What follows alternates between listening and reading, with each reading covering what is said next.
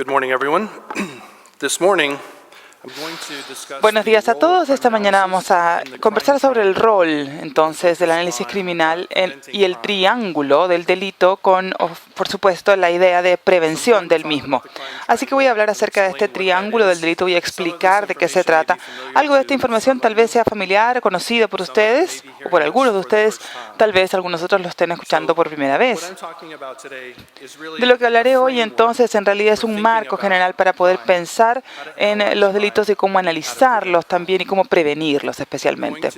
Voy a conversar sobre la relación que existe entre los infractores, las víctimas, los lugares. Además, voy a hablar acerca de la prevención de los delitos y las estrategias de control de los mismos y el papel que tiene el analista en la lucha contra la delincuencia. Mi objetivo es que ustedes puedan aprender formas nuevas de pensar en los problemas relacionados con estos delitos, también considerar nuevos o diferentes aproximaciones analíticas y además entender el rol o papel crítico que tiene el análisis en esta tarea. Entonces, cuando hablo acerca del triángulo del delito, en realidad estoy hablando acerca de un marco importante para los análisis de delitos recurrentes y problemas de desorden recurrentes. Esta forma de pensar en estas cosas también se llama el triángulo de análisis de los problemas y se basa en la teoría de las actividades rutinarias, así llamado. Básicamente, este triángulo está representado, como se puede ver en la pantalla, por el delito en el centro. Para que esto ocurra, hacen falta tres elementos. Hay que tener, por supuesto, un infractor motivado, también hay que tener una víctima, un objetivo, una persona objetivo, y luego el tiempo y el espacio en el lugar correcto. Esos tres elementos, entonces, hacen que ocurra un delito. Ese es el triángulo del delito. Estas actividades rutinarias y su teoría se basa en el trabajo de Cohen y Felson, y nos entrega un ambiente contextual sobre este delito. Básicamente lo que dice esta teoría es que la organización de las personas con actividades rutinarias en la sociedad son las que crean oportunidades para el delito. Por tanto, es probable que tengamos un delincuente potencial y luego un objetivo que es atractivo y lo que en su sumatoria nos da, junto con el lugar del delito, el delito mismo. La clave aquí es la palabra oportunidad y es a través de la reducción entonces de la oportunidad en la que podemos tener éxito. Entonces tenemos delitos, lugares, infractores y víctimas, ya lo dijimos. Además de ello, también tenemos otros elementos que afectan cada una de las partes de este triángulo, que lo subyacen. Por ejemplo, los infractores pueden ser controlados por otras personas que le llamemos responsables, o quienes los manejan, quienes tienen control sobre estos infractores. Luego tenemos las víctimas, que pueden ser protegidos por otras personas, que les vamos a llamar guardianes. Y cuando digo víctimas, en realidad estoy hablando no solamente acerca de las personas, sino que también pueden ser bienes, propiedades me refiero, o sea, objetivos en términos de personas o lugares o cosas. Entonces hay guardianes o protectores, cuidadores de estas víctimas. Y cuando hablamos de lugares, esto generalmente lo controla alguien. Esos se llaman gestionadores o supervisores de los mismos. Cada uno entonces de estas burbujas del triángulo o de las esquinas del triángulo pueden ayudar a ejercer control sobre un aspecto, el responsable, el guardián o el supervisor, sobre el lugar, el infractor o la víctima respectivamente. Esta es una representación mucho más exacta entonces del triángulo del delito. Tenemos el delito en el centro, luego tenemos infractores, víctimas y lugares que se conjugan, pero para cada uno de los elementos tenemos a los responsables, los supervisores y los guardianes que ejercen cierto control sobre los elementos. En este caso, los responsables incluyen, por ejemplo, amigos, familias, profesores, cónyuges y el sistema de justicia penal. Aquellas personas que están en esa capacidad pueden ser también responsables sobre ellos. Los guardianes, por otro lado, protegen a las víctimas o incluso se pueden proteger a sí mismos. Pueden también proteger las propiedades o los bienes propia o la del resto. La policía y los estamentos de seguridad también actúan como vigilantes. Por otro lado, los que hemos llamado supervisores son aquellos que tienen alguna responsabilidad sobre el control de las conductas.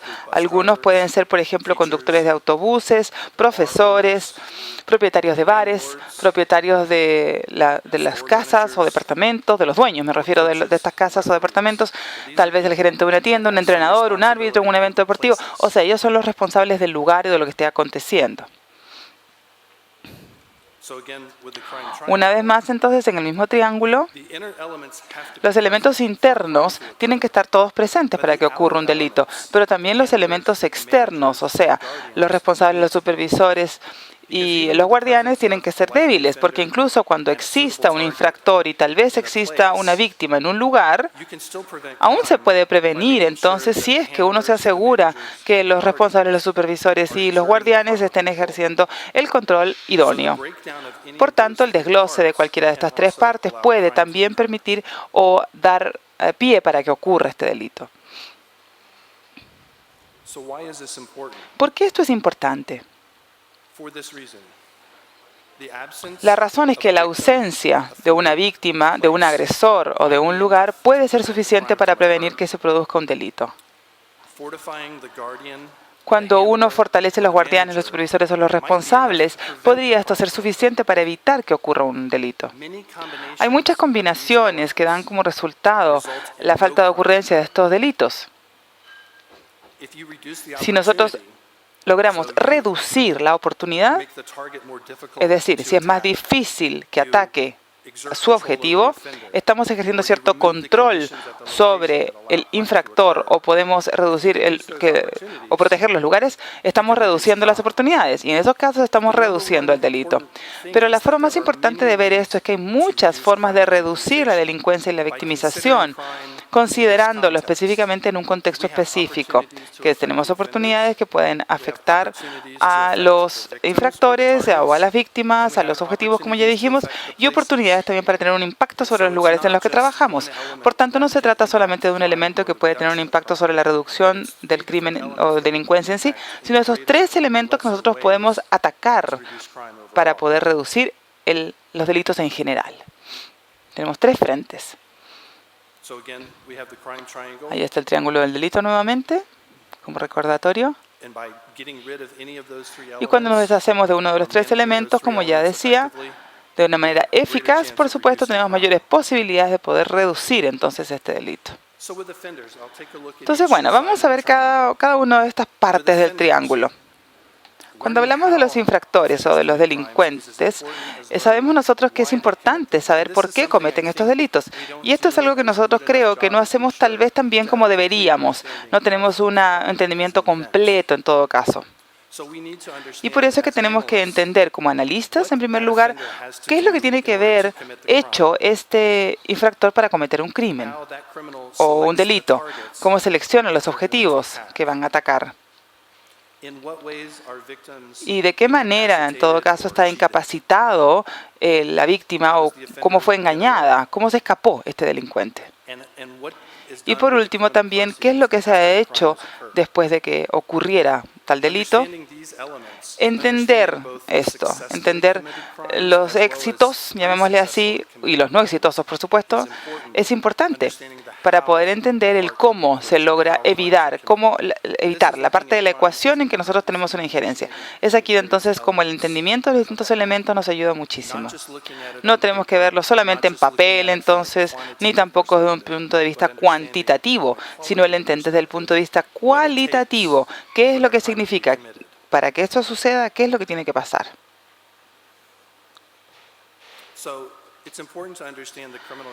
Es importante entonces entender el historial criminal, el prontuario de esa persona, cómo además opera su modus operandi, cuáles son los aspectos que conocen, que saben de sus víctimas, las oportunidades, tal vez la forma en que han ido cambiando su forma de cometer delitos, y mucha de esta información se consigue a través de entrevistas. En mi experiencia me he dado cuenta que los infractores en realidad están muy listos para hablar, muy dispuestos de cómo lo hacen, por qué lo hacen. Entonces uno puede obtener bastante de esta información a través del estructuramiento de preguntas idóneo. Así que uno le pregunta a los infractores cosas como, por ejemplo, ¿ustedes personalmente alguna vez han sido víctima de un robo o de algún tipo de delito? ¿Usted socializa con otras personas que cometen también estos tipos de delitos como robos, por ejemplo? Ahora está bajo cualquier forma de supervisión de la comunidad, ahora o antes. O sea, entender si es que la persona está cometiendo algún delito como tal vez para vengarse, o si es que tal vez esté en un ambiente de aprendizaje, entre comillas, donde las personas con las que se están juntando les están enseñando a hacerlo, y si es que alguna vez han tenido algún tipo de supervisión comunitaria, o sea, estamos hablando de alguna medida judicial o libertad bajo fianza. Eso nos ayuda a saber si es que se han visto afectados o no por los responsables de los que hablamos en el triángulo, y cómo uno se ve afectado por el objetivo que se tiene, qué esperan obtener de ese robo. Entonces, uno puede verlo y decir, por supuesto que sabemos estas cosas, o sea, ¿qué duda hay? Sabemos que las personas cometen esto para poder comprar sus drogas o para, de una u otra manera, saberlo así, claro. Pero, aunque esto es cierto, en algunos casos no siempre es así. Como analistas, nosotros tenemos que no solamente vivir sobre los supuestos que tenemos, sino que tenemos que hacernos estas preguntas para que podamos tener la mente suficientemente abierta para saber cuáles son las motivaciones reales. Es muy fácil, o sería muy fácil para nosotros decir por qué están cometiendo este delito, asumir por con quién se están asociando, suponer, me refiero, u otros tipos de supuestos. Así que nosotros guiamos nuestro análisis, sin embargo, por esos supuestos después no estamos realizando en realidad nuestro mejor trabajo. Por tanto, al entrevistar a estos infractores y entender su perspectiva, el por qué están cometiendo estos delitos, eso nos va a ayudar a sentirnos mejor informados de cómo poder manejar la parte del infractor.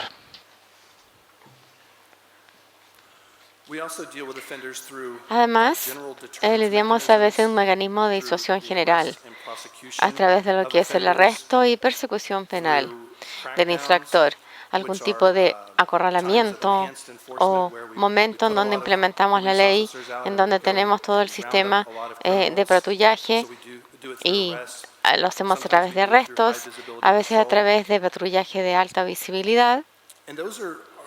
Y estos son soluciones a corto plazo, no son a largo plazo para el problema.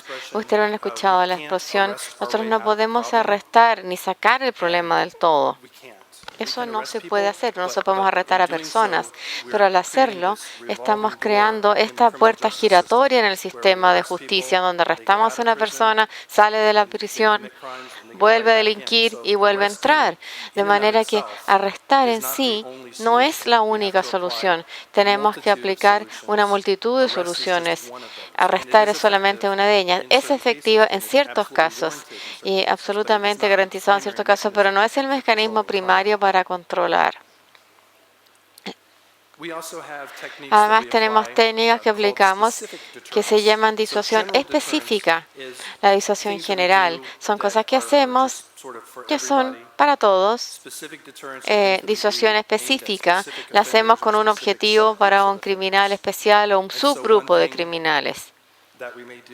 Se podría, por ejemplo, tener dirigido a delincuentes prolíficos que requieren análisis de datos, comprender qué infractor es más severo que otro, bien más serio, creando perfiles del infractor, analizando su conducta pasada y luego haciendo evaluaciones sobre el potencial de seguir infringiendo. Además, tenemos situación específica en la forma de supervisión, provisión, fianza condicional, monitoreo, control de la comunidad y como vigilancia. Todas estas cosas están dirigidas a individuos para infractores específicos.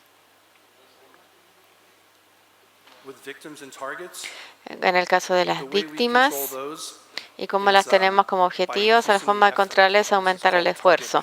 Eso se llama el objetivo blanco. Incrementar el esfuerzo.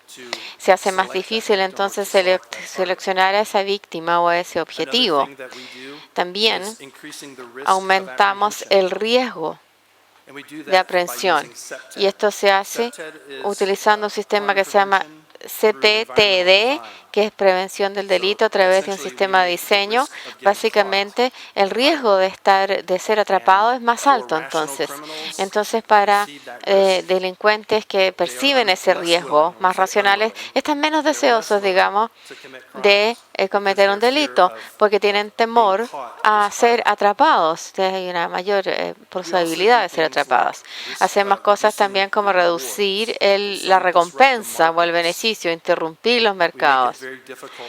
Es muy difícil entonces en ese caso vender. Por ejemplo, en el área donde estoy yo, hay muchísimos robos de teléfono, básicamente. No sé si ustedes ven este caso igual.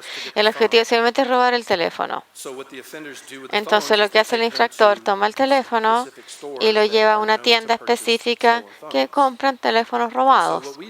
Lo que hacemos entonces hay tantos infractores y tantos objetivos. Lo que hacemos es concentrarnos en el mercado y no concentrarnos en el infractor. Volviendo al triángulo del crimen, eso se enfoca en el sitio y no en el infractor, en el lugar, porque son tantos infractores y tantas víctimas que lo que mejor podemos hacer realmente es afectar el sitio, el lugar. Nos dirigimos al lugar, hacemos vigilancia, operaciones y cerramos el mercado. Cerramos el lugar, dejando muy en claro que lo hacemos en los medios para que quede claro que ese mercado ya no está disponible para el infractor. Esto no elimina el problema, de cierta forma desplaza el problema, porque ahora en este momento algunos infractores van a encontrar mercados nuevos, pero lo que sí hace es detener la mayoría de los infractores oportunistas, que roban uno por aquí, otro por allá. Nosotros eso lo llamamos ofensores prolíficos, bajamos el ritmo. Pero sin embargo, lo que hacemos es perturbar al mercado, romper el mercado, sin la posibilidad de comercializar estos productos robados, previniendo el crimen, concentrándose en esa área del triángulo. Porque si nos concentramos en el infractor, para cada infractor que arrestamos, hay otros 10 que siguen delinquiendo. Por lo tanto, hay que concentrarse en la parte del infractor sería un enfoque muy razonable al problema, pero al utilizar el triángulo del delito, viendo las potenciales soluciones, por ejemplo, en este ejemplo podemos concentrarnos en el teléfono, que sea más difícil de robar, bien difícil en esta situación, o bien nos podemos concentrar en el infractor, que tampoco es tan efectivo. Entonces optamos concentrarnos en el lugar. Otra forma de manejar a la víctima y al objetivo es a través de servicios legales y sociales, ayudar a la víctima a prevenir volver a ser víctima. Y esto se hace muchísimo en contextos familiares, domésticos, donde hay violencia familiar, etcétera, brindando los servicios necesarios sociales para que ayudarle a ser independientes de esas relaciones abusivas. Podemos usar, por ejemplo, la violencia doméstica en ese sentido, violencia familiar. El objetivo es evitar la victimización, ya sea victimización de personas o de propiedad. El objetivo es reducir esa victimización y hacerlo así. Estamos identificando partes del triángulo del delito que pensamos que sea lo más efectivo. Recuerden una vez más que estamos hablando aquí de un marco de pensar en cómo abordar el problema criminal. Ustedes podrán concentrarse en el infractor o en la víctima o en el lugar o en todas de distintas maneras. La idea aquí para prevenir la victimización es utilizar distintos enfoques que aborden el problema desde distintos ángulos. Además, con la víctima, el objetivo, los ítems y propiedad, tenemos lo que se llama ítems CRAVED, C-R-A-V-D. CRAVED quiere decir que son deseables. Entonces, como analista, para entender cuál es el aspecto de la propiedad que es deseable, es importante entender para volver a ese problema. CRAVED quiere decir ocultable, removible, disponible, valioso, agradable y desechable. Por lo tanto, la mayoría de estas palabras describen eso que vemos con mayor frecuencia, especialmente teléfonos, pequeños aparatos electrónicos, cosas que tienen alto valor o son fáciles de ocultar, fáciles de revender. Entender entonces por qué estas cosas están incluidas es muy importante. Además, es importante discutir con el infractor por qué seleccionó aquellos ítems, que los hace atractivos.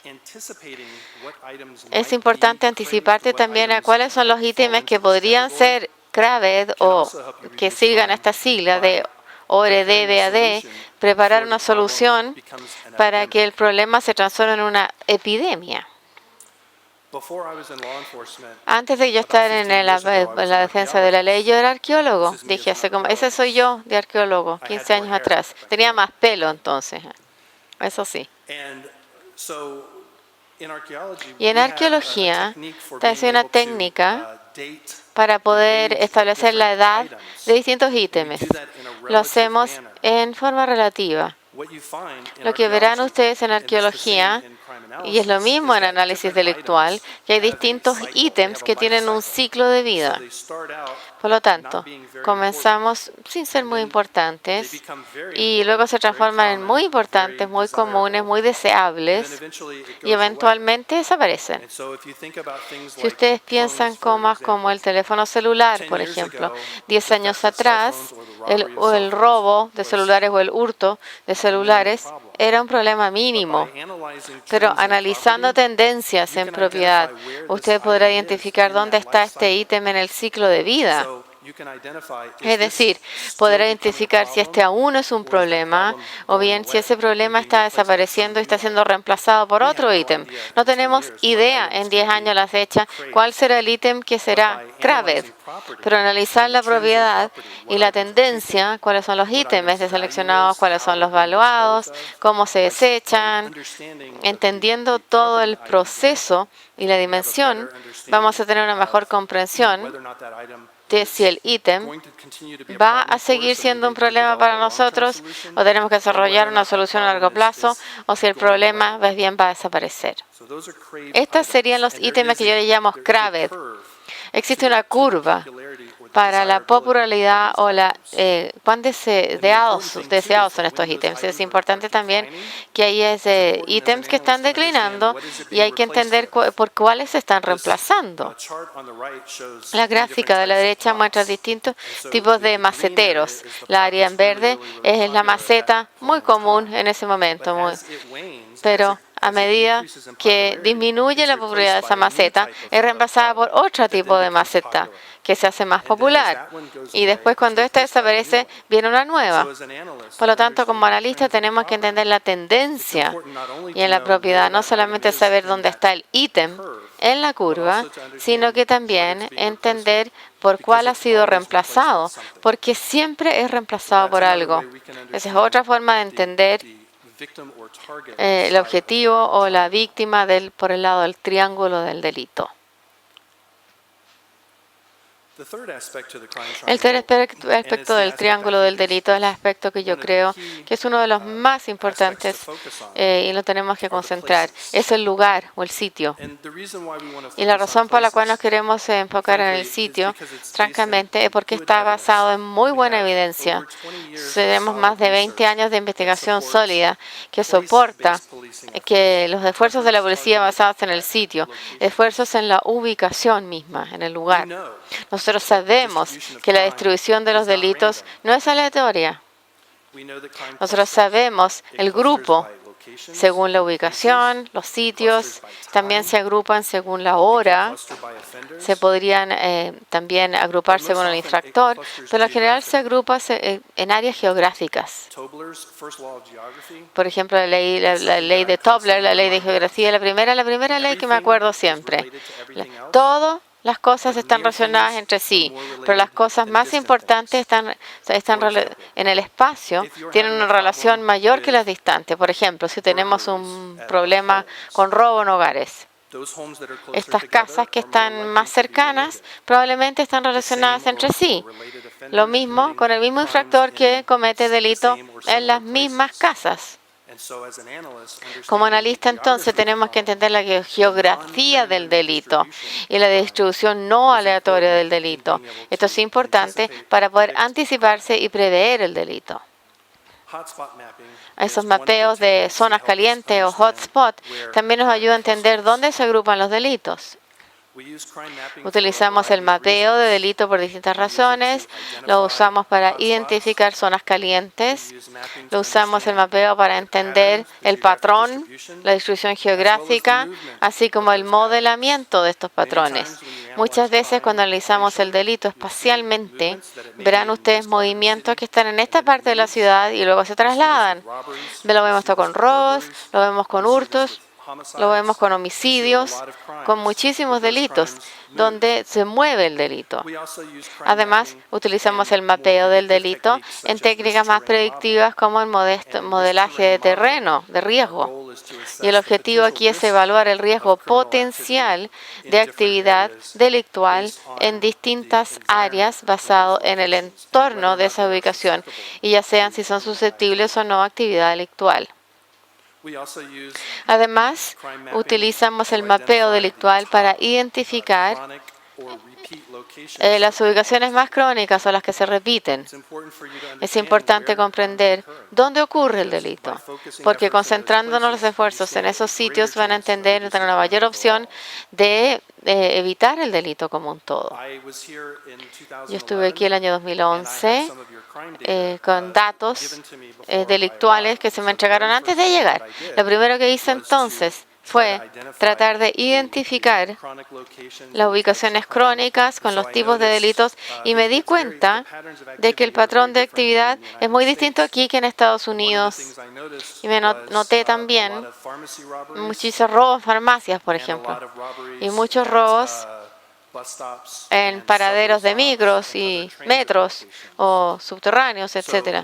Por lo tanto, inmediatamente pude tener una muy buena comprensión dónde estaba la mayoría de los delitos, porque comencé a analizar los sitios.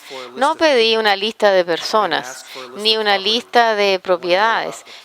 Me concentré en el lugar, en el área, porque hay infractores que están en áreas generadores de delito, simplemente por la naturaleza de la ubicación. Así que quería entender bien, viendo estos datos por primera vez, por supuesto, dónde se veían estos delitos. ¿Cuál era la generación? Bueno, los generadores delictivos en realidad es donde hay lugares que atraen a gran número de personas. Las personas se ven atraídas a esos lugares por razones que no están relacionadas con la delincuencia, por supuesto. Ahí sí se ofrecen muchas oportunidades para que los delincuentes y estos blancos se encuentren. Por tanto, los generadores delictivos son, por ejemplo, los shopping malls, las terminales de transporte, algún concierto, un festival, un evento deportivo. En sí, no tienen nada que ver con un evento delictivo, pero sí nos entregan un ambiente que hace que las víctimas y los delincuentes se junten. Por tanto, un número bastante grande de eventos delictivos o de desórdenes que ocurren principalmente es por la gran cantidad de usuarios, de personas, de blancos que están en esos lugares. Se presta para ello. También tenemos algunos atractivos. Estos lugares son donde son bien conocidas las actividades para estos delincuentes. Ellos se ven atraídos a estos lugares por razones específicas. Algunos pueden viajar a esta área y algunos otros pueden incluso reubicarse a esta área. O sea, son áreas como, por ejemplo, donde se vende droga, donde hay prostitución, ferias, eventos especiales, cosas que son tal vez solamente por una temporada de tiempo, entonces atraen a esta gente, a estos delincuentes, para que se muden para allá. También tenemos algunos otros que permiten el delito. Siguiente diapositiva, por favor. Y es donde se ven las conductas de distintas personas. En otras palabras, las normas de conducta que están ausentes o que tal vez no se están implementando correctamente. En lugares en donde nadie está poniendo atención a qué es lo que está sucediendo, donde no hay seguridad, donde no hay tal vez un cambio en la administración del mismo, hay una posibilidad de que existan estas tendencias. La ausencia de un guardián o un cambio en la administración del lugar, entonces puede tener un impacto en esta ocurrencia. Es muy importante entender que los lugares en donde hay mayores actividades criminales o delictuales muestran ciertos cambios. Entonces hay que estar atento a estos cambios. Por ejemplo, cuando hay algunos lugares como condominios, tal vez haya algunos gestores o como les llamen aquí, tal vez gerentes o administradores que son muy estrictos. Ya, no hay problema, pero luego tal vez otra administración llega, otro administrador, otra persona que tal vez no sea tan tan minucioso con la seguridad? Bueno, la ausencia de ese control, ese cambio es lo que se relaciona con la actividad delictual. ¿Qué hacemos entonces? ¿Nos vamos a centrar en los delincuentes? No. Bueno, podríamos hacerlo, pero el mayor impacto lo vamos a tener si es que nos centramos en ejercer la presión en la nueva jefatura o en la nueva administración para que mantenga el mismo control que se tenía antes sobre esas ubicaciones. Normalmente cuando las personas ven este triángulo, muchos quieren centrarse en los delincuentes. Y yo les estoy diciendo que por favor piensen en no solamente los delincuentes, sino que también piensen en los lugares y en las víctimas, en los objetivos, con el énfasis principal, por supuesto, en los lugares. Volvemos al triángulo del delito, donde están los infractores, las víctimas y los lugares. Cuando estos tres coinciden, ocurren el delito. Y tenemos los responsables, guardianes y supervisores que también pueden ejercer algún tipo de control y afectar el resultado, reducir la tasa de criminalidad. Como analistas, creemos que es importante que repensemos en nuestro trabajo, nuestro rol en esta prevención del delito o esfuerzos que realizamos para hacerlo. En mi experiencia, las habilidades técnicas son necesarias. El poder utilizar un computador, el poder analizar los datos, el tener, por ejemplo, algunas destrezas de pensamiento crítico, pero también hacen falta otras destrezas, como entender, por ejemplo, los delitos desde todas las perspectivas, no solamente ver datos en una hoja de cálculo, sino el poder entender también los delitos como un evento, desde un punto de vista académico incluso, pero también desde un punto de vista de la aplicación de la ley. Trato de animar además a los analistas a que salgan de sus paredes, de sus oficinas. Les animo también a que, claro, salgan allí a trabajar para obtener su perspectiva del problema, a conversar con los que los están arrestando, me refiero. No como ustedes ven los datos, sino también como los ve ellos. Les animo a que puedan estudiar los datos no relacionados con la parte de la policíaca en sí, sino también entender los eventos actuales que han llevado a ello, entender una variedad de cosas que no están relacionadas directamente tal vez con el delito, pero que sí pueden tener un impacto en el delito. Poner atención a la cultura, por ejemplo, las cosas que están relacionadas con ellas, como la cultura popular, como los Pokémon también. Todos están jugando a eso, ¿se dan cuenta ustedes? Yo no lo juego, por supuesto, pero sé que muchas personas lo hacen. Pero las personas que están jugando esto, hay mayor oportunidades de que ocurran delitos. Hemos tenido casos ya en Estados Unidos donde las personas, por ejemplo, van a lugares donde están los jugadores concentrados en lo suyo y ven una oportunidad de robo. O también, no sé, están viendo su teléfono y no se están fijando en el tráfico. Hay muchas cosas que suceden alrededor, no entienden lo que está pasando con la cultura popular. Y eso nos va a ayudar a entender por qué algunos delitos están sucediendo y qué podemos hacer para prevenirlos. Y estas cosas en realidad son como modas, vienen y van. Pero es importante para un analista reconocerlos, ver su entorno, saber, además, tener una conversación sobre las formas de abordar esos problemas, o sea, estar al tanto, estar consciente. Como analistas también tenemos que ser expertos en la materia. Tenemos que entender quiénes son estos delincuentes, entender por qué se seleccionan las víctimas o los objetivos, los blancos, como les llamamos, y entender también los intentos fallidos, porque en cualquier momento en que no pueden completar un delito, es importante entender cuál fue el aspecto que ayudó a que esto ocurriera, porque esto nos puede dar información de cómo evitar otros delitos. Fue la presencia tal vez de un perro que los asustó, o tal vez alguien se asustó porque había muchas otras personas en el área que estaban mirando sus movimientos. Fue tal vez la incapacidad de tener acceso a la ubicación o a la persona, al blanco. ¿Qué fue? O sea, ver entonces los eventos fallidos nos ayuda muchísimo más, nos ayuda a entender cómo estos se juntan en distribución física, me refiero geográfica, espacial o tal vez temporal, porque hay ciertos momentos del día cuando tal vez no ocurre nada en ese lugar y otros momentos del día donde en el mismo espacio físico ocurren muchos delitos. ¿Por qué?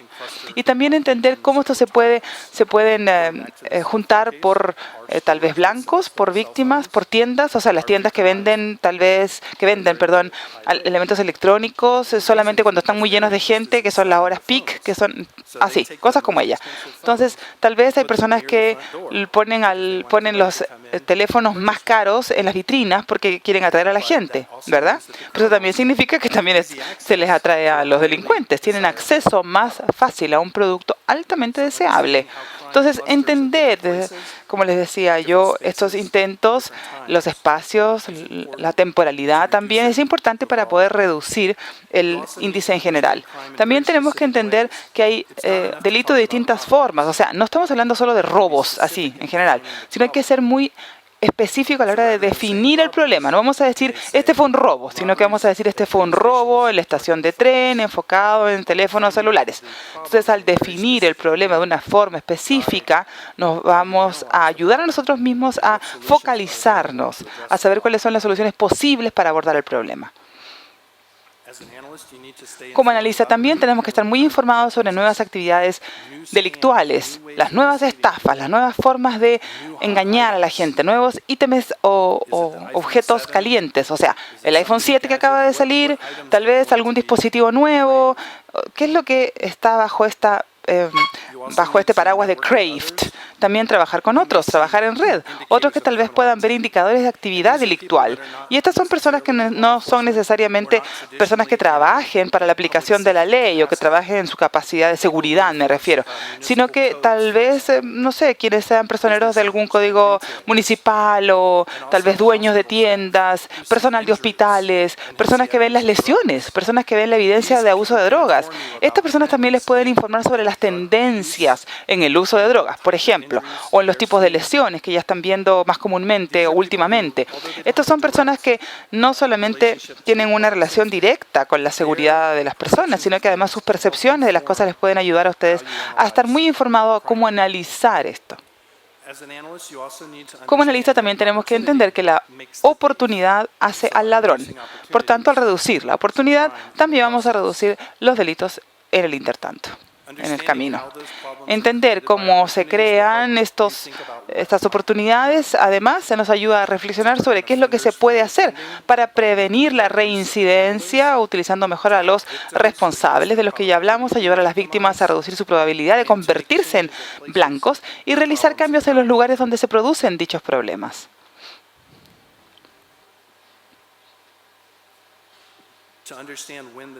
También tenemos que entender cuándo han aumentado los blancos para analizar ítems específicos o bienes, especies, tendencias, me refiero, en el robo, por ejemplo, de especies. También cuando se están aprovechando algún punto caliente. Se puede entender eso mejor a la hora de analizar llamadas repetitivas o también denuncios repetitivos, tal vez donde las personas están siendo arrestadas. Me refiero no quién, sino dónde, porque eso nos va a ayudar a saber qué es lo que se está repitiendo en qué lugar. También se puede saber cuál es el análisis que se tiene en un control específico de un lugar, haciendo un análisis cualitativo de estas denuncias repetitivas, porque muchas veces en los reportes se describe la ausencia de un gestor o de un supervisor. Entonces, no solamente es en un reporte de una estructura, sino también al entender eso podemos entender mejor si es que se está realizando algún tipo de cambio o no. O tal vez alguna otra combinación que se quiera tener. Por supuesto, una vez más, es pensar en los delitos desde perspectivas distintas. No solamente de tratar de hacer algún tipo de detención, sino que entender los aspectos que están detrás de este triángulo y qué es lo que podemos hacer para tener un impacto en cada uno de ellos. Como analista también tenemos que saber qué es lo que funciona. Y normalmente el aplicar enfoques diversos, mancomunados, es mucho más eficiente a la hora de utilizar estos enfoques en lugar de que sean solo los tradicionales. Algunas de las cosas que tenemos que hacer para reducir los delitos tal vez no está en nuestras manos, sino que es de la responsabilidad de terceros, dentro del gobierno, dentro tal vez de los gerentes de los locales o de otros. Ellos tienen que hacer los cambios, pero nosotros podemos facilitar esas tareas, aunque no podamos hacerlas. Los enfoques que son muy enfocados, como por ejemplo la vigilancia en un lugar o distracción específica, son más eficaces que estos enfoques tradicionales. Y los enfoques tradicionales son, por ejemplo, el patrullaje general, dotar de más policías, una respuesta rápida. Esas cosas son buenas para ciertos propósitos, pero no para reducir la tasa delictual. Puede que podamos reducir la sensación de miedo, puede que podamos reducir ese tipo de cosas porque la gente se siente mejor de ver al policía allí, pero no está funcionando de una manera eficiente en reducir el delito en general. Tenemos que entender como analistas también cómo ocurre el delito desde comienzo a fin, cómo se prepara el delincuente, cuáles son las herramientas que necesitan y cómo las obtienen, cómo llegan, qué se puede hacer para evitar el acceso que se tiene a la ubicación o al blanco, cuáles son las condiciones que le permitieron a este delincuente pasar desapercibido. Tal vez sea algo como el entorno, por ejemplo, mucho bosque, mucho verde, y eso hace que se cuele entre los árboles, no sé, cosas como ellas, las condiciones propicias además.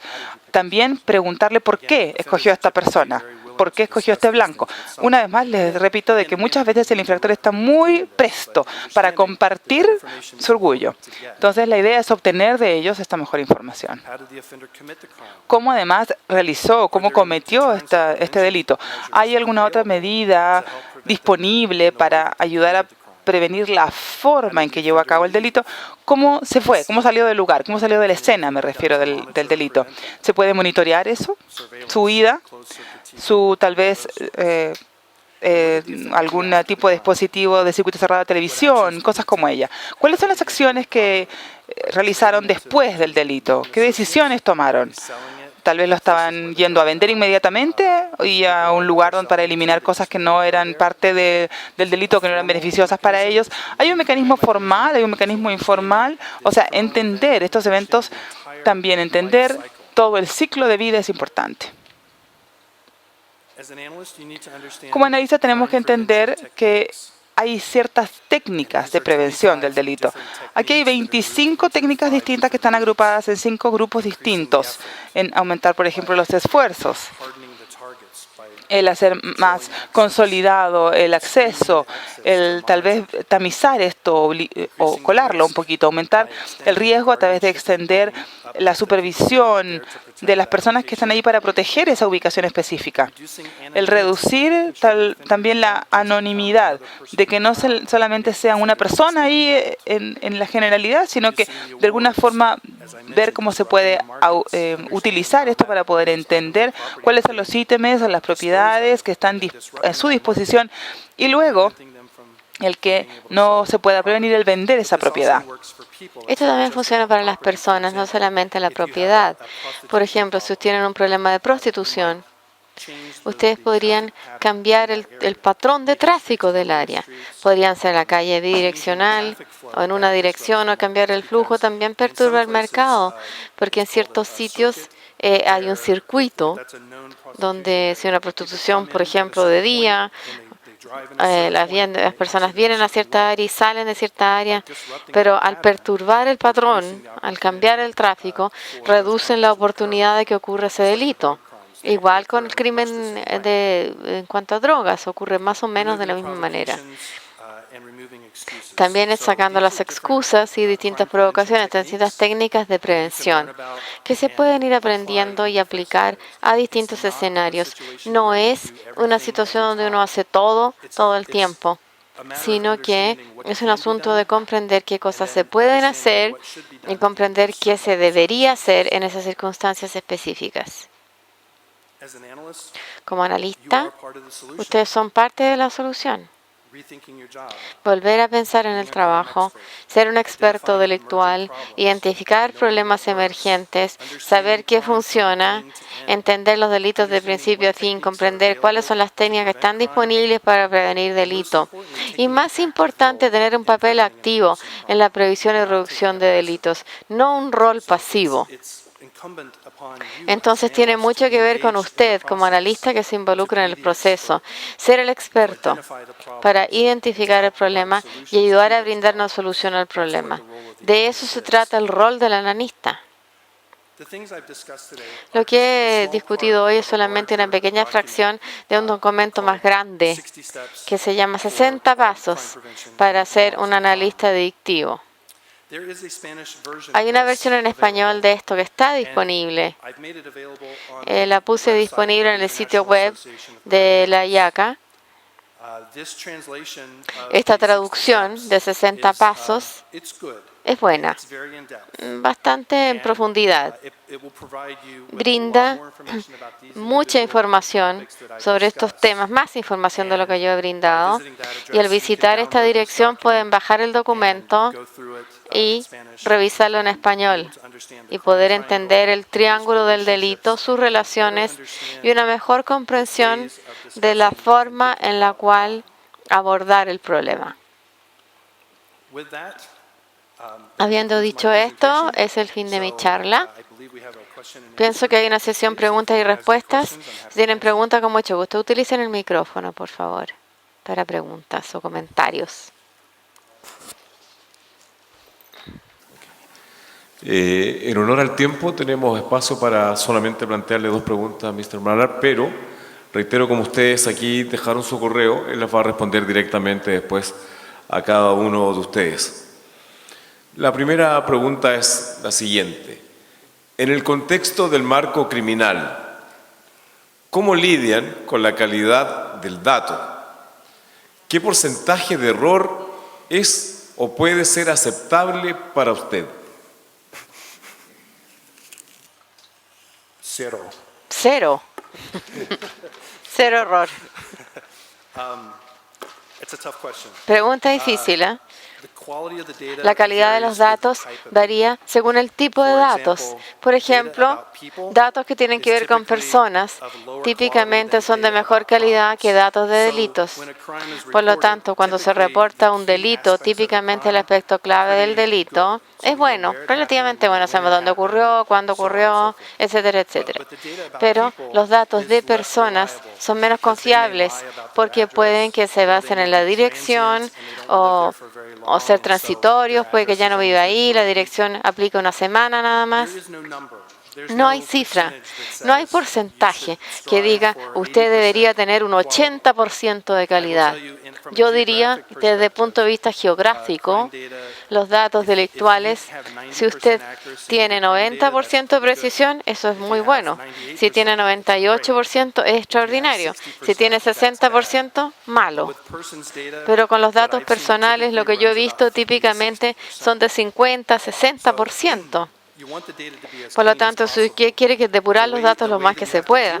Y esto se hace, y esto es una tarea bastante difícil, dirigiéndose a quien está creando los datos, trabajar con ellos para que los datos mejoren. Por ejemplo, personas que hacen un input de datos al sistema, identificando cómo se hace incorrecto. Es porque a lo mejor hay unos campos que no están requeridos o la persona no le importa. Se trata de capacitación. La persona que ingresa datos al sistema es la que tiene que comprender y brindar una solución a lo que se está viendo. Si usted ve, por ejemplo, por su lado, que hay muchas direcciones equivocadas, entonces usted puede transmitir ese conocimiento a las personas que están ingresando esto al sistema y que ellos lo mejoren, porque eso ayuda a todo el mundo. No se trata de hacerlo para mejor análisis, sino para mejor investigación, para la identificación de infractores, aprehensión del infractor, arresto, etcétera. Mi respuesta es relativo. Queremos los mejores datos posibles, pero la forma de llegar ahí, y es un proceso, es trabajando con los que ingresan datos al sistema. Si usted no puede trabajar con ellos directamente, identifica personas que sí pueden trabajar con ellos directamente. Es un proceso largo, pero si ustedes están comprometidos con buena calidad de datos, verán con el tiempo que va a mejorar.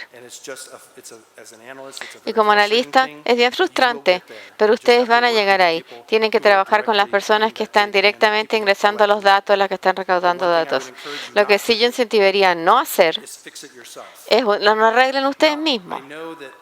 Yo sé que para terminar la pega, lo arreglamos nosotros mismos, sabemos corregirlo y ya.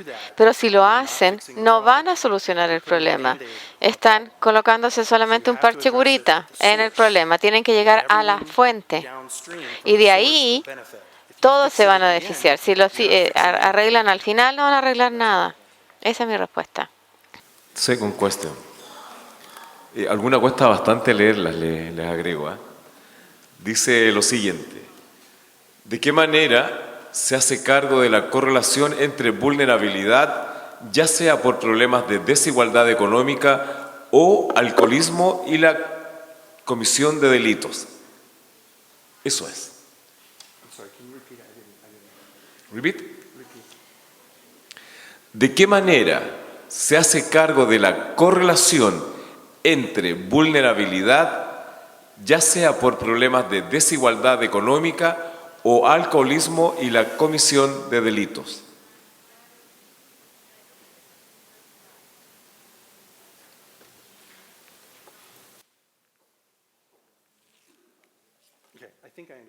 Pero creo que entendí ya.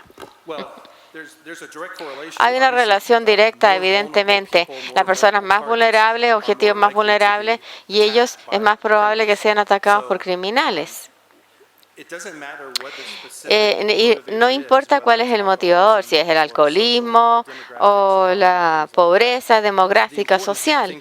Lo importante de comprender es que existe la vulnerabilidad, y para ustedes como analistas poder identificar cuándo that vulnerability exists. está presente esa vulnerabilidad y cómo la van a abordar. Ya sea, estamos hablando de propiedad o estamos hablando de personas. Hay muchísimos estudios que hablan de delito y pobreza y cuál es la relación. Y hay distintas teorías también. Muchas de estas teorías están en conflicto unas con las otras.